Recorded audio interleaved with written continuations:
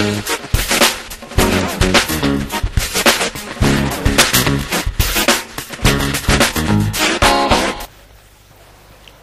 halnya dengan hewan, tumbuhan pun peka terhadap rangsang dari luar, dan tumbuhan pun dapat memberikan reaksi terhadap rangsang tersebut. Reaksi hewan lebih nyata karena memiliki sistem saraf. Walaupun pada tumbuhan tidak terdapat susunan urat saraf, tetapi jika diteliti dengan seksama, ternyata bahwa plasma sel tumbuhan tidak berdiri sendiri-sendiri, tidak terpisah-pisah. Sekalipun sel-sel tumbuhan mempunyai dinding yang nyata, tetapi plasma dari sel yang satu ke sel yang lain tetap mempunyai hubungan. Hal itu justru lebih jelas antara dua sel yang terpisah oleh dinding yang tebal. Dinding itu mempunyai bagian-bagian yang tidak ikut menebal, yaitu yang disebut noktah. Dapat juga dinding tersebut ditembus oleh benang-benang plasma yang menghubungkan plasma sel yang satu dengan plasma sel yang lain. Namanya plasmodesma, yang diduga fungsinya meneruskan rangsang dari sel ke sel. Tumbuhan tidak mempunyai sistem saraf dan organ gerak. Gerak yang ditampilkan tumbuhan pada dasarnya terjadi akibat antara lain adanya perubahan turgor sel dan pengaruh hormon. Walaupun tumbuhan tetap tinggal di tempat tumbuhnya, ternyata ia dapat melakukan gerak sebagai reaksi terhadap gerak. Karena ciri semua makhluk hidup peka terhadap rangsangan. Sifat inilah yang disebut iritabilitas. Ada dua macam gerak tumbuhan karena disebabkan oleh satu, gerak higroskopi, dan dua, gerak karena pengaruh rangsangan dari luar. Higroskopi adalah gerak yang ditimbulkan oleh pengaruh perubahan kadar air karena berkerut dan berkembangnya sel-sel yang tidak merata pada waktu kehilangan atau memperoleh air. Misalnya, pecahnya kulit tumbuhan jarak dan kacang polong, dan gerak membuka kotak spora tumbuhan paku seperti dilukiskan dalam grafis ini, dan membuka menutupnya kotak spora lumut. Esionom merupakan istilah gerak rangsangan dari luar yang contohnya adalah gerak tumbuhan mimosa. Gerak esionom terbagi atas 3 macam, yaitu taksis, nasti, dan tropisme. Tropisme adalah gerakan pertumbuhan yang arahnya ditentukan oleh arah rangsangan yang mengenai tumbuhan. Tropisme positif adalah gerak tumbuh ke arah datangnya rangsangan. Tropisme negatif adalah gerak tumbuh yang menjauhi arah datangnya rangsangan. Adapun menurut sumber rangsangannya, tropisme dibedakan dalam 4 macam gerakan.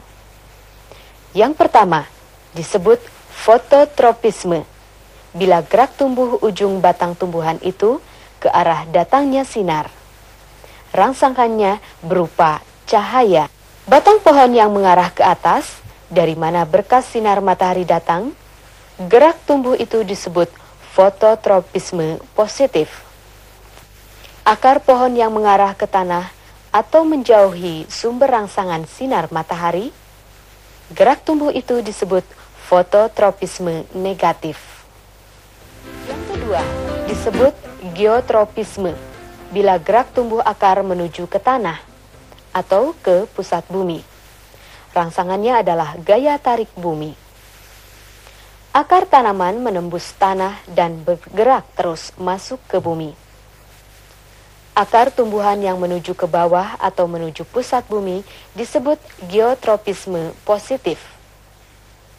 Batang tumbuhan itu bergerak ke atas menjauhi pusat bumi, sehingga gerak tumbuh yang demikian disebut geotropisme negatif. Yang ketiga disebut hidrotropisme, bila gerak tumbuh akar menuju ke air. Rangsangannya berupa sumber air. Gerak tumbuh akar menuju sumber air disebut hidrotropisme positif, atau yang terakhir disebut tigmotropisme. Bila gerak tumbuhnya tumbuhan itu, bagian batangnya bergerak membelok sebagai akibat dari persinggungan. Tumbuhan bereaksi terhadap rangsangan cahaya atau fototropisme dan rangsangan gaya tarik bumi atau geotropisme. Tanaman dalam pot dibaringkan selama 2-4 hari, sehingga tumbuhnya yang semula tegak menjadi berubah. Percobaan ini membuktikan geotropisme positif pada ujung akar dan geotropisme negatif pada ujung batang.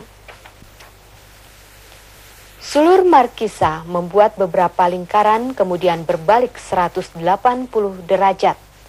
Demikian berulang kali akibat persinggungan. Gerak membeloknya tumbuhan ini merupakan contoh menarik dari tigmotropisme. Tahun 1928, Friedrich August Ferdinand Wendt, ahli botani Belanda, mengemukakan dalilnya bahwa tak mungkin terjadi pertumbuhan tanpa adanya zat tumbuh. Mula-mula, Wendt mengekstraksi stimulator pertumbuhan dengan memotong ujung coleoptil sejenis gandum Avena sativa. Ia menempatkan ujung-ujung ini pada sepotong agar-agar dan membiarkannya selama beberapa jam. Potongan agar itu dapat memulai pertumbuhan kembali pada coleoptil yang terpotong ujungnya. Percobaan ini menunjukkan adanya stimulator pertumbuhan kimiawi yang didifusikan dari ujung kepotongan agar.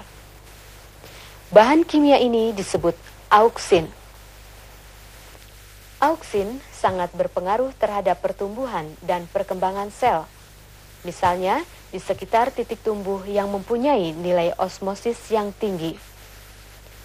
Ternyata sel-sel yang berada di belakang meristem dekat titik-titik tumbuh itulah yang paling besar terpengaruh. Auksin mempengaruhi pengembangan dinding sel sehingga mengakibatkan berkurangnya tekanan dinding sel terhadap protoplasma. Karena tekanan dinding sel berkurang, protoplasma mendapat kesempatan untuk meresap air dari sel-sel yang ada di sekelilingnya, sehingga sel akan membesar dan memanjang dan mempunyai vakuola yang besar. Hal itu terjadi di belakang titik tumbuh, karena percobaan Wendt membuktikan bahwa sinar matahari dapat merusak auksin dan dapat memindahkan auksin ke jurusan yang tidak kena sinar, seperti sudut pembengkokan karena terhalang sinar matahari. Dari hasil percobaan tadi, kita tahu bahwa ujung batang itu tumbuhnya menuju ke cahaya. Kejadian itu disebut fototropisme positif. Jika penyinaran ujung itu hanya dari satu pihak saja, maka ujung batang itu akan membengkok ke arah sinar.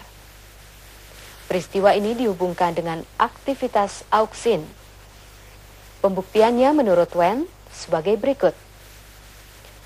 Ujung coleoptil Avena dipangkas dan pangkasan itu kemudian diletakkan di atas suatu blok agar-agar yang tengahnya disekat dengan suatu papan dari plastik. Coleoptil itu disinari dari satu jurusan saja. Beberapa jam kemudian, kedua agar-agar A dan B diselidiki konsentrasi auksinnya. Ternyata bahwa agar-agar B hanya mengandung 35% dari jumlah auksin, sedangkan sisanya 65% ada di agar-agar A. Sisi yang kena sinar terganggu di dalam pembentukan auksin, sedang sisi yang gelap itu tetap menghasilkan auksin. Dengan demikian, sel-sel di sisi yang gelap dapat mengembang, sedang sel-sel di sebelah yang kena sinar tidak.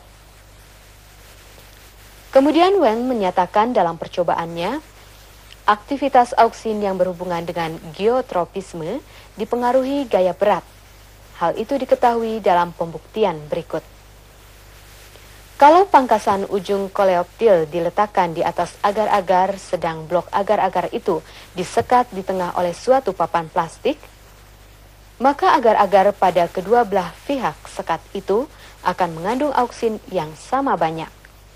Jadi, masing-masing pihak akan meresap 50% dari auksin yang merembes dari ujung koleoptil.